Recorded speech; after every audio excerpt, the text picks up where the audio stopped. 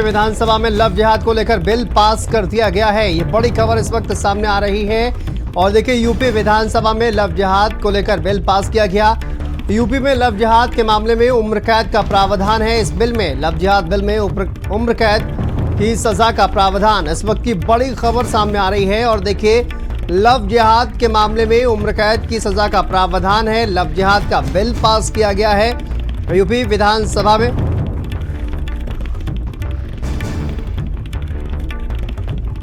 देखिए यूपी विधानसभा में लव जिहाद को लेकर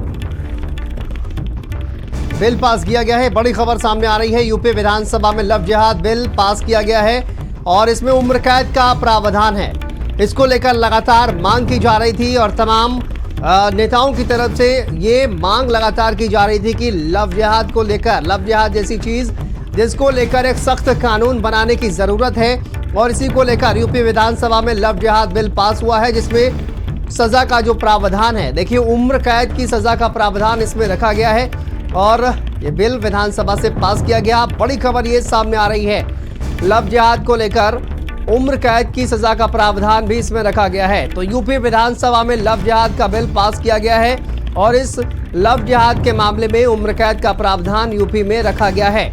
बड़ी खबर ये और इसको लेकर विधानसभा में बिल पास कर दिया गया है। फिलहाल ये बड़ी खबर सामने आ रही है, यूपी विधानसभा में लव जिहाद बिल पास कर दिया गया है और यूपी में लव जिहाद का अगर कोई मामला सामने आता है और देखिए दोषी पाए जाने पर उम्र कैद की सजा का भी प्रावधान इस बिल में रखा गया है। तो आप समझिए यूपी विधानसभा में लव जिहाद का ये जो बिल पास किया गया है इसमें उम्र कैद की सजा का प्रावधान भी रखा गया है। कई इस तरह के मामले सामने आते हैं जिसमें पहचान छुपाकर इस तरह की जो घटनाएं हैं वो सामने आती हैं और इसी को लेकर लगातार जो है वो राजनीति भी होती है। लेकिन यूपी में लव जिहाद के मामले में अब विधानसभा में बिल पेश किया गया है, लव जिहाद बिल पेश किया गया है और इसमें देखिए उम्र कैद की सजा का प्रावधान रखा गया है। यानी कि उत्तर प्रदेश में लव जिहाद जैसा अगर कोई मामला सामने आता है और इस पूरे मामले में दोषी पाए जाने पर अब उम्र कैद का प्रावधान रखा गया है और उम्र कैद की सजा दी जाएगी। तो ये बड़ी खबर सामने आ रही है, उत्तर प्रदेश विधानसभा में लव जिहाद बिल पास किया गया है और इसमें उम्र कैद की सजा का प्रावधान रखा गया।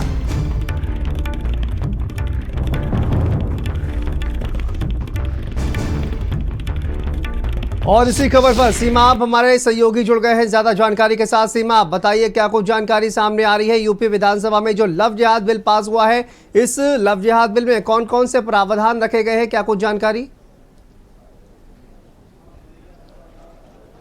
जी बिल्कुल, लव जिहाद कानून का तो नाम नहीं रखा गया है, ये धर्मांतरण कानून है और इसके तहत जो है वो व्यवस्था की गई है कि अगर कोई धोखे में रखकर या जबरदस्ती किसी का धर्मांतरण कराता है तो उसके तहत उसको उम्र कैद की सजा हो सकती है और 50 लाख से लेकर 1 करोड़ रुपए तक का जुर्माना हो सकता है। तो ये कानून आज जो है वो सदन में पास हो गया है, विधानसभा सत्र चल रहा है और ये कानून पेश किया गया और उसको पास किया गया।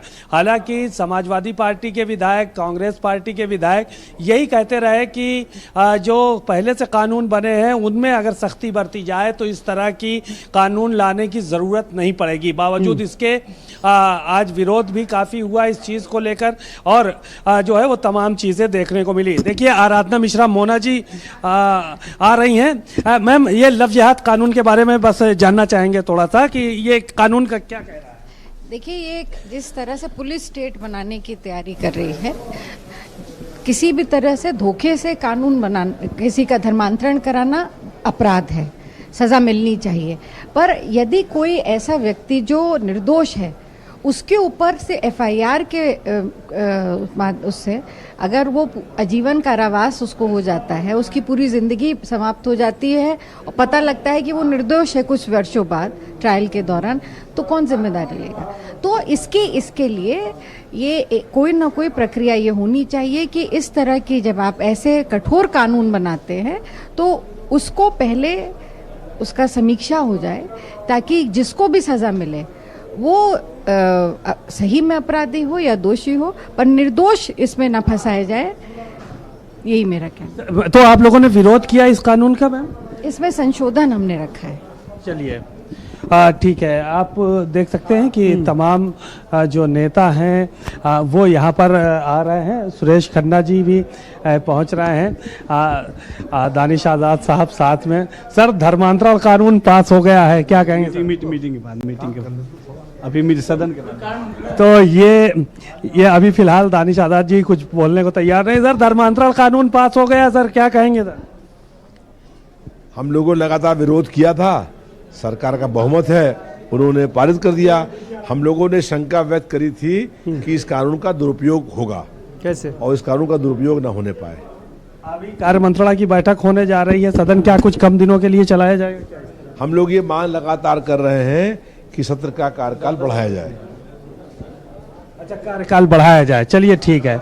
आप देख सकते हैं कि कार्य मंत्रणा की बैठक होने जा रही है, सभी लोग वहां पर जो है वो पहुंच रहे हैं। आप तस्वीरों में देखिए कि विधानसभा अध्यक्ष सतीश महाना भी पहुंच चुके हैं और तमाम और लोग भी पहुंच रहे हैं। बहरहाल जो धर्मांतरण कानून है उसको लेकर अलग अलग तरह से चीज़ें देखने को मिल रही हैं। बेबी रानी मौर्य जी भी जा रही हैं। मैम, आज धर्मांतरण कानून पास हो गया, क्या कहेंगे आप? उस पर जो प्रावधान दिए हैं उसके अनुसार ही कार्रवाई होगी। कोई भी अपने मतलब स्वेच्छा से करता है तो नहीं, अगर कोई जबरदस्ती कराएगा तो कानूनी कार्रवाई होगी। चलिए, शुक्रिया। आप देख रहे हैं कि तमाम लोग हैं। दानिश आज़ाद अंसारी साहब भी आप देखिए कि जा रहे हैं। दानिश सर, आपसे बात करना चाहेंगे। चलिए, दुर्गा यादव जी, दानिश आज़ाद अंसारी साहब बात नहीं, दुर्गा यादव जी से बात कर लेते हैं। धर्मांतरण कानून पास कर दिया गया है, आप लोगों ने विरोध किया? हाँ भाई, हम लोग विरोध किए, इन्होंने स्वयं पास कर दिया है। भाई, इसकी लड़ाई लड़ा जाएगा, आगे आने वाले दिनों में फिर इसको संशोधन किया जाएगा। सर, विधायक जी, धर्मांतरण कानून जो है वो पास कर दिया गया है, क्या कहेंगे इस पूरे मामले में? इस कानून का हम लोग विरोध भी किया गया कि एक सही तरीके से इसी एक कमेटी गठित करके इसको ले आया जाए, लेकिन आनंद फानन में इसको लेके आए हैं।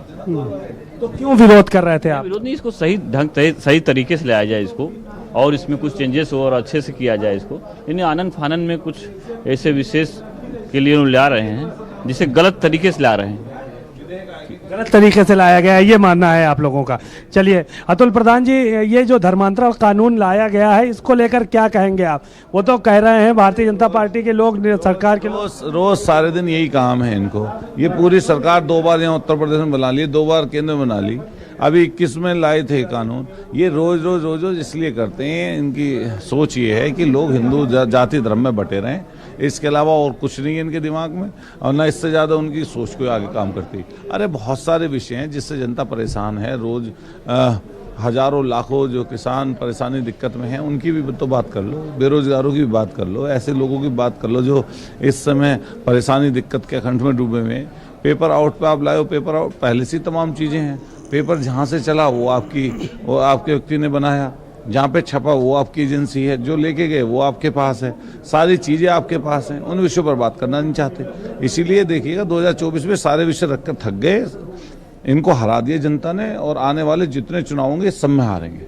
सर, लेकिन ये लोग तो कह रहे हैं कि विपक्ष बेवजह के लिए जो है वो बौखलाहट है, ये कानून सख्त बनाया गया है, जो जबरदस्ती धर्मांतरण कोई करेगा, लफ्ज जिहाद जैसा मामला आएगा तो करेंगे कार्रवाई। इनसे पूछो बौखलाहट में ये है हम किस चीज़ की बौखलाहट में होते? हम तो ये कह रहे हैं कि कोई भी नियम कानून बनाओ तो सही का मतलब सही, गलत का मतलब गलत, यही व्यवस्था रखो। मान लिया कोई परेशानी दिक्कत किसी चीज़ से आ रही हो तो उसके बारे में बताओ भाई, और जो और दिक्कतें हैं उनके बारे में तो बोलो।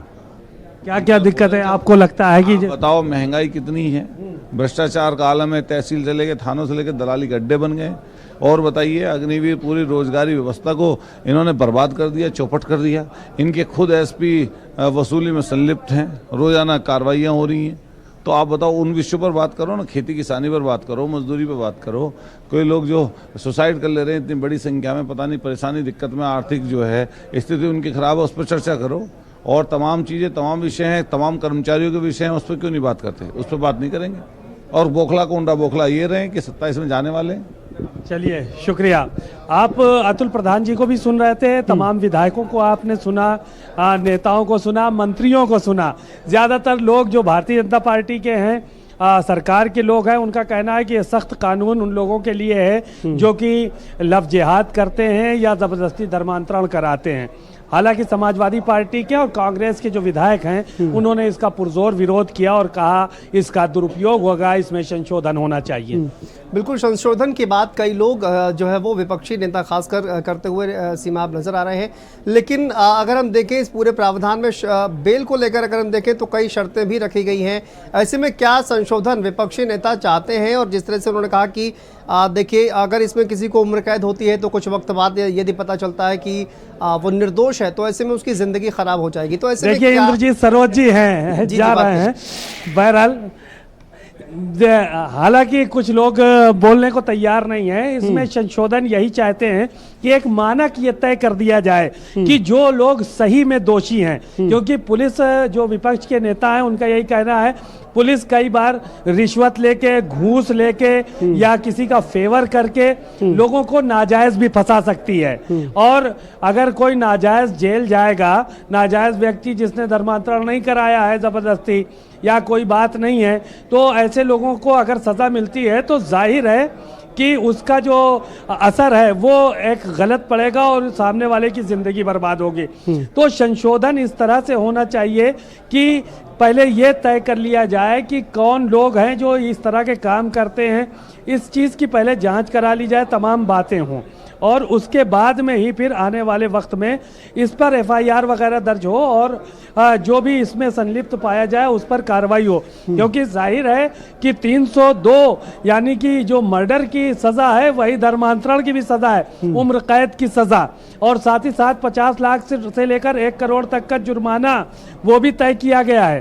तो इससे साफ जाहिर है कि अगर कोई भी इस मामले में दोषी पाया जाता है तो उसको आजीवन कारावास के साथ साथ 1 करोड़ रुपए का जुर्माना भी देना होगा। तो कानून सख्त है और ऐसे सख्त कानून लागू भी होने चाहिए अगर कोई ज़बरदस्ती करता है। लेकिन अगर कोई नाजायज़ व्यक्ति फंसता है, गलत तरीके से फंसता है, तो उसके लिए फिर कहीं ना कहीं दिक्कतों का सामना करना पड़ेगा। क्योंकि बहुत सारे मामलात ऐसे आते हैं जिसमें पुलिस घूस ले लेती है और मुकदमा दर्ज कर देती है और गलत तरीके से लोगों को फंसा लिया जाता है। कुछ पावर में लोग रहते हैं वो फंसा देते हैं कि धर्मांतरण में फंसा दो, तो इस तरह की बातें आती हैं। तो इन सब चीज़ों को लेकर विपक्ष विरोध कर रहा था।